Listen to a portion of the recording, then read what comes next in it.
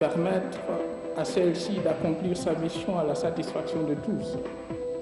Je viens d'engager la nation sur la voie du dialogue politique national inclusif, avec pour objectif de trouver des solutions consensuelles aux questions majeures qui minent le processus électoral, ouvrant ainsi la voie à des élections crédibles et apaisées.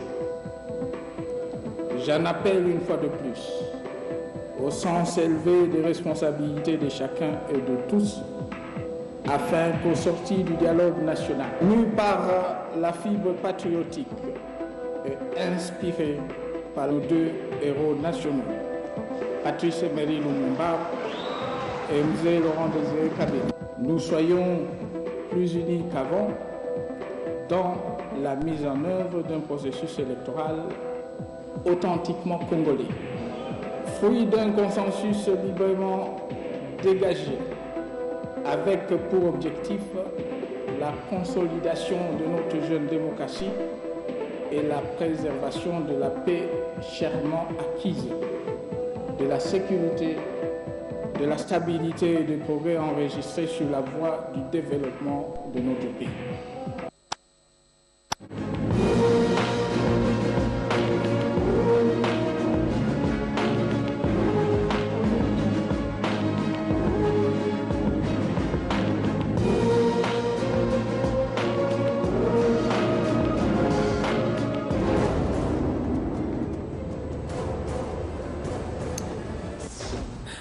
Deux dossiers dans ce journal, l'un porte sur la relance du tourisme en République démocratique du Congo et l'autre sur une visée de durabilité dans la construction des bâtiments en République démocratique du Congo. Bienvenue à ce journal magazine qui traditionnellement démarre par l'actualité.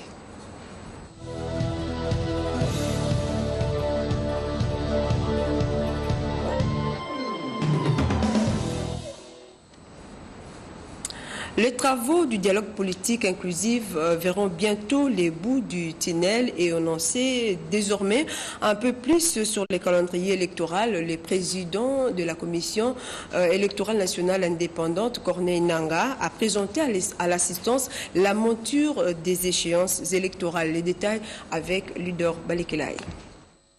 C'est au cours de cette plénière conduite comme d'habitude par le facilitateur Edem Kodio, qu'entouré Léonard Chéou Kitundu et Vital Kamere, respectivement co-modérateurs de la majorité présidentielle et de l'opposition politique, ainsi que du rapporteur Alain Bokouli pour le compte de la société civile, en présence des délégués de toutes les composantes représentées au dialogue politique national inclusif, que le président de la Commission électorale nationale indépendante a donné des indications sur le calendrier électoral.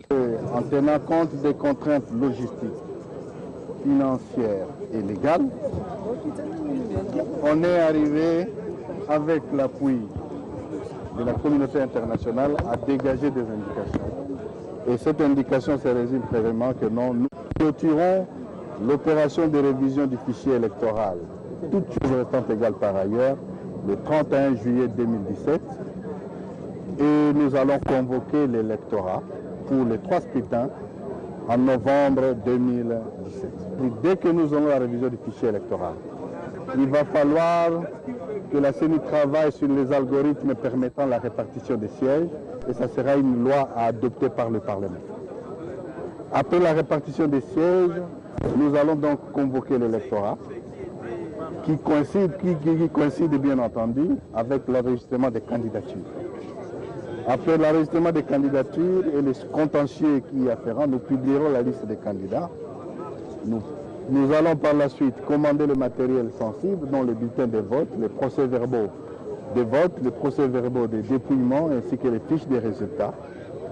Nous recruterons les agents formés, déployés, avec des matériels déployés.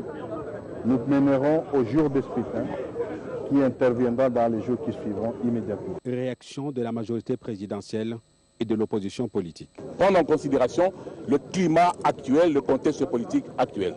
Nous avons aussi pris l'engagement dans la feuille de route qui guide ce forum de respecter la Constitution. Toute la Constitution et rien que la Constitution. En l'occurrence, la Constitution fait de la Commission électorale indépendante le pouvoir organisateur des élections. Nous sommes contents aujourd'hui parce que j'ai entendu tout à l'heure les représentants de l'opposition, mais ceux de la majorité. Je crois que le fossé qui nous sépare n'est pas aussi large que cela. Au niveau de l'opposition, nous pouvons dire que la première convergence avec la CENI, c'est que nous acceptons que finalement, qu'on puisse convoquer l'électorat en 2017. Mais nous allons réajuster au niveau du mois, puisque nous parlons du 30 septembre 2017. La CENI parle de novembre 2017. Je crois que pour 1 mois et demi, on ne va pas enterrer le Congo. Nous allons nous entendre. La population ne veut pas de troubles. La population veut l'alternance. La population veut les élections différentes de celles de 2011. Ça ne sert à rien.